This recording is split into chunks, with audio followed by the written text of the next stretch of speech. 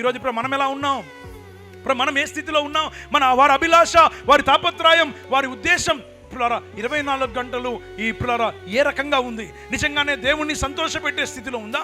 దేవుడు వారి ద్వారా ఆనందపడగలుగుతాడా? యేసుక్రీస్తు ప్రభు వారు యోర్దాను నదిలో బాప్తిసం పొందడానికి వచ్చినప్పుడు యేసుక్రీస్తు ప్రభు వారి మీదకి పరిశుద్ధాత్మ పావురం వలె ఆయన మీదకి దిగి వచ్చిందని బైబిల్ చెప్తుంది. దిగి వచ్చి, ఇతడు నా ప్రియ కుమారుడు, ఈయన యందు నేనేం చేయించున్నాను, ఐఎమ్ హ్యాపీ.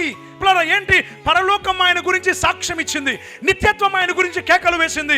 ఏంటో తెలుసా? ఈయన నా ప్రియ కుమారుడు, ఈయన యందు ఆనందించుచున్నాను. ఒకరోజు రూపాంతరపు కొండ మీద యేసు ప్రభు ఉన్నప్పుడు మరొకసారి ప్రియులారా నిత్యత్వం ఆయన గురించి సాక్ష్యం ఇచ్చింది. ఈయన నా ప్రియ కుమారుడు, ఈయన యందు నేను ఆనందించుచున్నాను. ఆమేన్. Heaven should shout for you.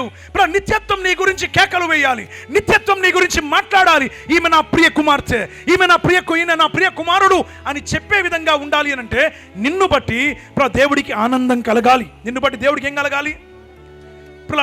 ఒక్క దినము ఒక పాపి, ప్రభువా నన్ను క్షమించు, నేను పాపినని చెప్తే పరలోకంలో ఎంతో సంతోషం కలదని వాక్యం చెప్తుంది. లూకా సువార్తలో ఒక మాట మీకు జ్ఞాపకం చేస్తాను. అన్యజనులను నిన్ను బయలుపరచుటకు వెలుగుగాను, నీ ప్రజలైన ఇశ్రాయేలుకు మహిమగాను, నీవు సకల ప్రజల ఎదుట సిద్ధపరిచిన నీ రక్షణ నేను కనులారా చూచితిని. అంటే అర్థం ఏంటి? అనేకులకు ప్రియులారా మనుషులు మీ సత్క్రియలను చూచి పరలోకమందున మీ తండ్రిని ఏం చేయాలి? గణపరచాలి. మీ సత్క్రియలు అంటే అర్థం ఏంటి? రక్షణాధారమైన కార్యాలు. అంటే అర్థం ఏంటి? దేవుణ్ణి సంతోషపెట్టే జీవితాన్ని నువ్వు కలిగి ఉంటే తప్పకుండా నిత్యత్వం నీ గురించి ఏమేస్తుంది? కేకలు వేస్తుంది.